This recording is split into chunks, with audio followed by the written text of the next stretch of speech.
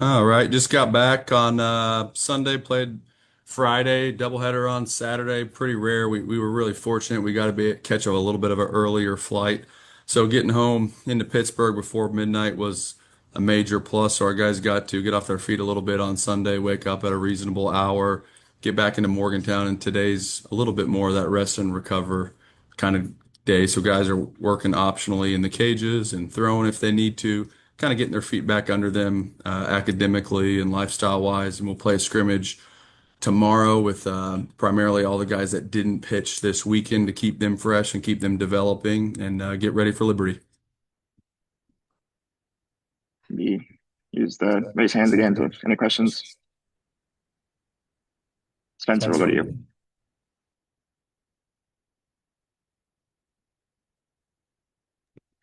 Spencer, you're here. Okay.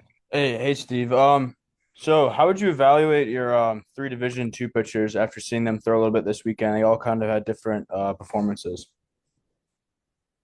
It was great to see him out there competing for the first time at the Division 1 level. I think we played a very competitive offense. And so it was awesome to see them get challenged. And um, Chance and Cole started off on Friday and held his own. Certainly, he wasn't as sharp as we had seen him in the past. He never really quite got his changeup working the way that he wanted to, but got his feet wet. Dawson Montesa probably had the best start out of anybody. Certainly had the best start out of anybody this weekend. He was really competitive. He found his curveball in the third inning and was able to really pitch off of that, and that helped play up his fastball a little bit. And then Ian Corn really neutralized and stabilized the game for us, and he clipped off 4 innings this weekend. So those kids did great, especially in their first outing. I think they're going to learn a lot and grow and develop, but really liked what we saw. Kevin, what about you? Hey, Coach, how you doing? Doing good. How are you, Kevin? And not bad. Hey, a couple guys took dings in the game. So, what is their status right now, Brody and Gavin? I think good right now. Brody was walking around the airport pretty comfortably. I guess maybe comfortably wouldn't be the right word, but he was walking um, on the airport. He got banged up. He got a fastball to the shin and it blew up pretty good. So he had a baseball-sized welt on his shin, and so it was hard to put weight on. But he was moving good. He said he'll be good by the weekend, but we got to kind of see over the next couple days if we're able to flush that out a hair. Gavin's good. No issues there. He had a pretty heavy weekend though. Played 2 games at second, 1 game behind the dish. We ended up, I think someone said we won 3 games within 24 hours, and we were at the baseball field for about 12 hours on Saturday. So it was just a very long day, lots of back and forth, lots of pitching changes. And so to go from lots of indoor training and a little bit of outdoor training with 4 hour limitations on practice days to being at the field for 12 hours is just different on the body. Guys get beat up a little bit, hips and backs and lower backs from buses and from planes. And so all that's a learning curve too, just how guys take care of themselves. But I think we survived weekend 1 without any serious injuries. And I'm sure you'd have rather cruise to a win in a game that you get out on 7 runs in the first inning, but help a little bit of giving you a sense of, hey, where's this team when it faces some adversity? Yeah, it's funny. I think in the moment you'd have less gray hair if you cruised to every victory, but probably the reality of playing these games is that you have to go through some of that and you have to be thrown in the fire and you have to see how players respond. And then it gives you an opportunity to continue putting your foot on the gas. And so we ask a lot of those starters to stay in that game and find a way to win the game. And eventually it was Gavin Kelly still stealing third with 2 outs on his own because he had signaled to me that he had the pitcher picked as far as feeling confident that he would be able to steal third. So a really risky play when you're already in scoring position, because if you get thrown out at third and you end the inning with an opportunity to get a hit to go ahead in that game, it would be viewed as an unintelligent coaching decision.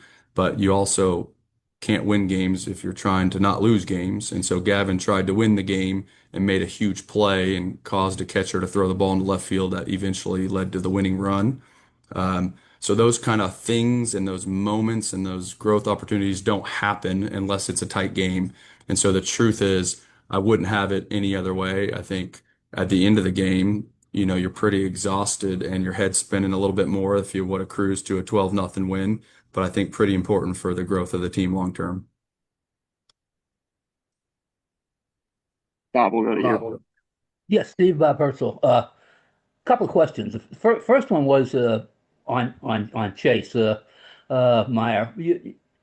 I can't remember seeing anybody go out with an 0-2 count on the batter, and I think you did, and take the pitcher out of the game. Was that a pitch count thing, or what happened there? Yeah, that was a little bit unusual. Again, one of those decisions that is a non-traditional decision that worked out for us, and we've made a lot of those that we think's in the best interest of the team. Essentially, McDougal was in the game, and Ben McDougal wasn't getting a lot of swing and miss on the fastball, and that's normally his bread and butter. He throws a fastball that's very hard to get on top of. It rides, and hitters swing under the fastball. This team had a great approach against him, and he wasn't getting any swing and miss. So the batter before, I think there was an 8 to 10 pitch at bat, and McDougal just kept attacking, kept attacking, kept attacking, and he eventually walked him. But it might have been 12 or 14 pitches. And so for whatever reason, the hitters were seeing his fastball better that day.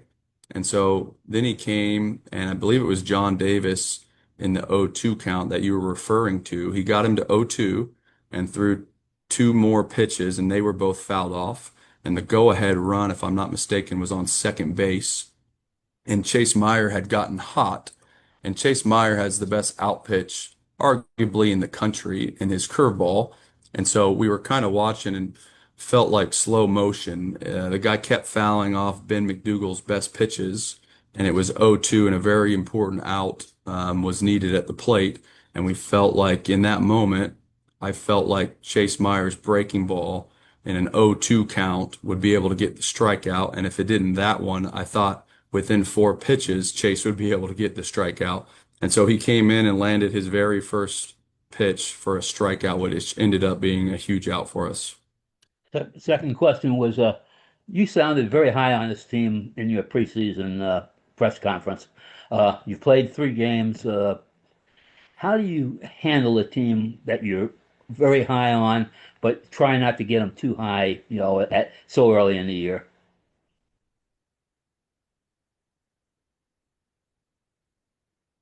I don't know if I came across as high on the team or not. Those aren't necessarily my words. I think I'm really impressed by many of the individuals and what they've been able to accomplish on the team. I think all that kind of work that you're talking about happens in the fall and in the spring leading up to the season, just because whether I'm high on them or publications or media or rankings, none of it really matters because it always comes down to the games and the performances and how people respond to adversity and all those things that coaches talk about. And so I do think that we have the pieces to be great, but we're certainly not even close to being good enough to do what we want to do this year. And so there's just like a lot of growth, a lot of work that has to happen in order for us to be great. And we're not close to that yet. And so I think for them, it's just the same stuff of concentrating on the process, making sure we're focused on getting better because now West Virginia baseball is watched and it's listened to and it's evaluated. And so for our kids to understand that none of that stuff really means anything, it's just whether we think that we're playing good baseball and putting ourselves in a situation to be successful. Thank you. Greg, we'll go to you. Yeah, Steve, just initial impressions from Tyrus Hall. I think 9 of his 11 at bats over the weekend were either a hit or a strikeout. But what can he add to your team? And can you just kind of talk about that balance of maybe trying to get him to cut back on the Ks, but obviously still had a very successful series and seems to add an element with his speed? Yeah, he's a really fun one. He's tooled out. He's big, strong, and fast. I think he had the highest exit velocity out of anybody on our team. So he hit the ball harder than anybody on our team all weekend. He stole bases. He's a Canadian kid, a junior college transfer. So a lot of times when junior college kids come to this level, it takes a pretty long time to transition to the level of pitching that they're going to face. And so for Tyrus to have success in week one is unusual. So he was such a breath of fresh air. I mean, he hit in the 9 hole for 2 of the 3 games, and he was able to turn the bat over to the top in Gavin Kelly and to Matt Einish, who had huge series. And so in that role, that's his job to find a way to get on base, to turn the lineup over, and he definitely did that. He was tremendous, and he gives you late in that order for someone to be able to have enough pop to drive a ball out of the yard is a pretty uncomfortable thing for opposing teams. So I was thrilled with his performance, and there'll be some growing pains along the way, but that's what this thing's all about. Nick, we'll go to you. Hey, Coach, how much of a plan do you come in with the pitching when you probably expected Cole and Max to go a little bit further? How, like, are you preparing guys like Corn, for example, like you're be ready to give us length today, or like even like Estridge coming in, like knowing he's close games for you out, and then even like Perez coming in, like how much do you talk to them before, like, hey, this is probably going to be your role, or is it just like play it by ear? We actually, the first part of your question is leading up to the season, you're playing scrimmages, right? So you play Friday, Saturday, Sunday, for an example. And so let's say that we were lining up Cole, Yale, and Montesa to be the Friday, Saturday, Sunday starter. Well, someone has to compete against them in those days. So you choose your best other starting options. And it's really a competition. You don't know who's going to win that competition or who's going to build the most trust to start those games out. So Korn, Thacker, and Bassinger were the 3 guys that were on the other side of the starters building up to the season. So all those guys' pitch counts have been built up. So those were, quote unquote, the length guys. Some coaches would call it like a piggyback start early in the season because it's unrealistic for all your starters to go 7 innings early in the season. It's unrealistic in the last season of the series, or last series in the season most times.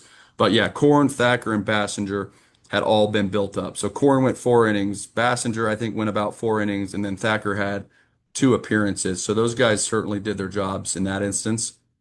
You always plan, and then your plan gets ripped up, and then you adjust from that. So going into the weekend, my plan was that our starters would be able to give us 4 innings apiece because you're starting to just kind of map out 27 innings, right? How do you get 27 innings in order to pitch throughout the entire series? So I started with, okay, I thought it was reasonable that Cole, Yale, and Montesa would go 4 each. So Cole and Yale fell short of that expectation, and Montesa was more than the expectation. So Montesa picked up 6, so that kind of evened out the Yale outing or the Cole outing, and then we had to pitch a little bit more length out of the bullpen. I thought Bassinger and Korn, could probably each give us 2 to 3 innings, for example, and they both gave us more than that. So you kind of play that game where you're just kind of mapping this thing out, saying, well, how do I get to 27 innings? And you have a plan for who you think would need to pitch. And that's essentially what we did. If you'd have to check my math, but I think we ended up throwing 13 pitchers, 3 starters, 6, 7 relievers, and then 2 guys that we thought were more consistent strike throwers in Hagen and Korn. And so how you build the pitching staff when you go into the game to manage the game is you have some higher risk velocity guys, and you usually put some strike throwers on top of those guys if you need to neutralize the game. So you just like every player, every pitcher provides some different things that you're trying. There's like a lot of things you're trying to accomplish. Obviously, you want to get outs, but then there's also components of development. There's components of long-term health, building pitch counts, long-term development. Who needs to be great for you by the end of the year to be successful? They can't do that unless they pitch. So there's a lot of factors that go into it, but yeah, to answer your question, you go in with some sort of plan, and it usually goes. Sometimes it goes great, sometimes it goes to hell, and you kind of adjust from there. Mike, we'll go to you. Hey Steve, how are you?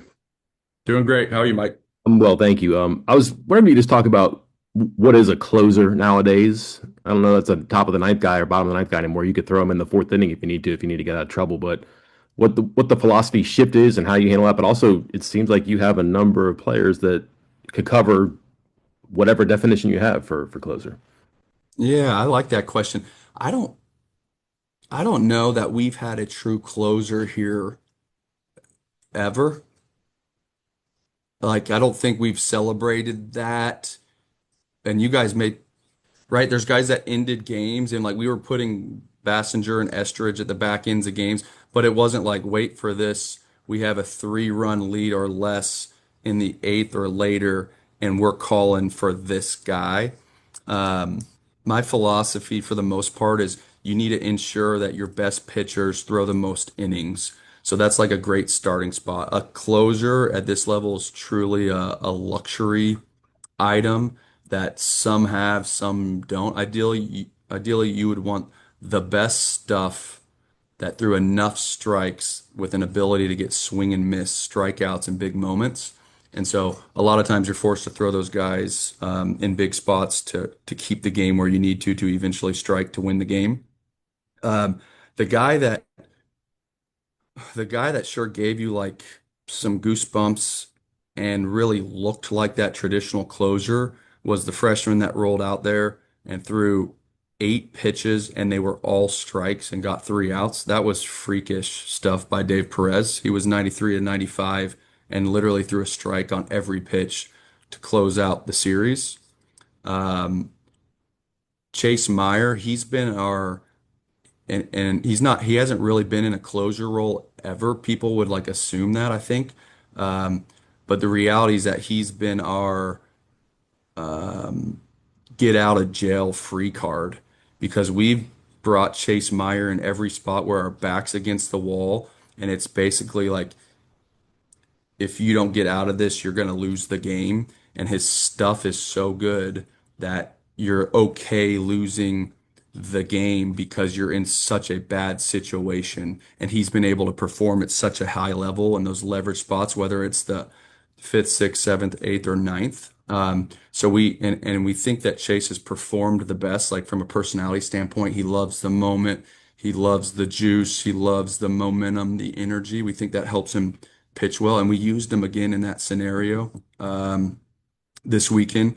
But Chase has matured and done great things. But yeah, to get back to your question on the closer role, we've had more of those like what I call a long closer situation where you put Bass in the fifth and let him run the game. You put Estridge in the seventh, let him run the game. We've done that a lot, and we've been fortunate to have some guys that have been able to do that. Um, so I think for us, we try to ignore that word role because you can imagine it's just like anything, whether you're an employee or a student athlete or whatever, it's very easy to kind of get obsessed with role. I'm the closer, I'm the left-handed specialist, I'm the Friday night starter, where really you want a stable of horses that are like, just give me the ball, and Sabes isn't going to come get the ball from me until I fail, essentially. So you want to build that culture where it's like, I don't care what I am. You just give me the ball and I'm going to go get outs. And if I keep getting outs, leave me the hell alone. So that's kind of the theory for us. Um, Dave Perez was crazy. That was so cool. I mean, that's the best freshman first inning I've ever seen. Okay, I want to stick with that one if you don't mind. That's a corner infielder, middle infielder, I think, when he came in, and you guys kind of said, yeah, maybe pitcher. Do I have that right? That was the trajectory. He's like a two-way, but thinking maybe more field than pitching. Yeah, two-way guy, inexperience on the mound. We recruited him as both just because he was a super athlete. But Coach Garcia went and watched him pitch, and it was like in early March in Philadelphia, and it was snowing, and he was up to 97. And so we always said like this guy was up to 97 in a freezer. So we always knew we wanted to use him as a pitcher, but when he got here, we thought like as a freshman that hadn't played a ton of baseball, that was immature when it comes to like a skill development standpoint. We thought for him to actually have an impact this season for us and for his pro future, pitching is really where he was at. And so he could play a position at this level. We just thought we need to go all in with this pitching thing. And he bought in right away. The issue with doing that is really talented kids don't want to do that were recruited as both. Um, And he was like, no, if you think that's what I need to do, I'll do it. So he's just been like from the very first time we talked about it all in. And that happened like literally week one of the fall. So he bought in and he's reaping the benefits of it, right? He's literally brought in a 3-run game the very first series of the season. So a lot of trust has been built there with that kid.